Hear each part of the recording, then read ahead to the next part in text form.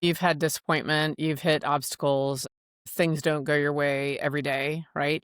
However, I have seen myself that you are driven to continue on your path towards your goal. How do you do that? So let's just say that something goes sideways, something goes pear-shaped. How do you pick up and keep pushing yourself forward and keep allowing space where if something could be resurrected, it does. If it can't, it won't.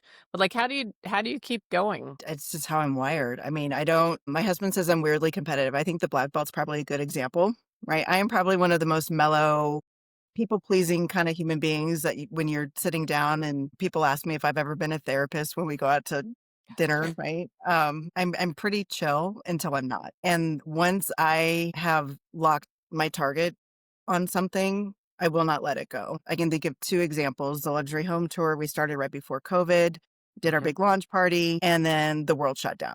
Right. And we tried to limp it along for, I don't know, 6 or 9 months via Zoom, and it just wasn't working. We didn't completely pull the pin on it, and we did resurrect it 2 years later and wildly successful. Mhm. Even in the very first meeting that we had, one of, a very well-established agent said, "Well, why are you guys gonna succeed when no one else has? Everyone else has tried this, and I don't think you're gonna do it." We basically said, "Hold my beer." Like, Right. we're gonna do it, and we did it. Right. The other one, is a big transaction I worked on for several years, Several and years. several Yes. years, started at 15 million and outlasted 4 different listing agents. That's right. But I knew this was the place for my client, and even at one point, we had been under contract. He was gonna buy the place, we were gonna do the thing, and it didn't come together that time. He even had me looking all over the state of Colorado. He wanted me to I get licensed. remember that. Yes. I'm like, "Oh my god, I Yes. have to go get licensed in Montana now."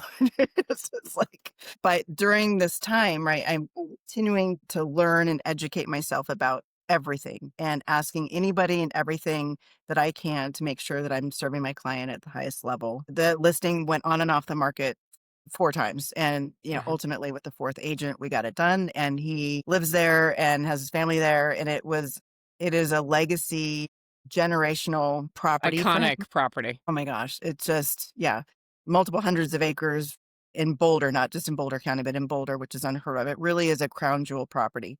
Yes. And he didn't want any big announcements. He didn't want media attention, but he's got it and nobody else. I mean, he can see CU from his land.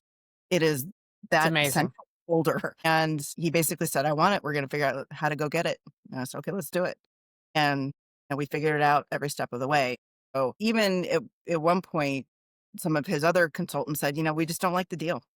Yeah. Just not we're not gonna support the deal, just don't like it. And I was looking around, I said, I've literally uncovered everything else in the state of Colorado. We're even looking at other states. This is what he said he wanted. This is his why.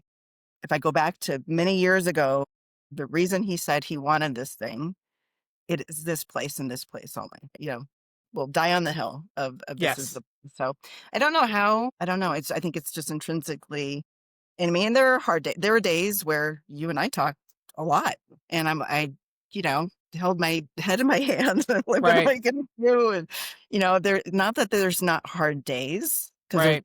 often you have way more hard days than you do easy days. I um agree.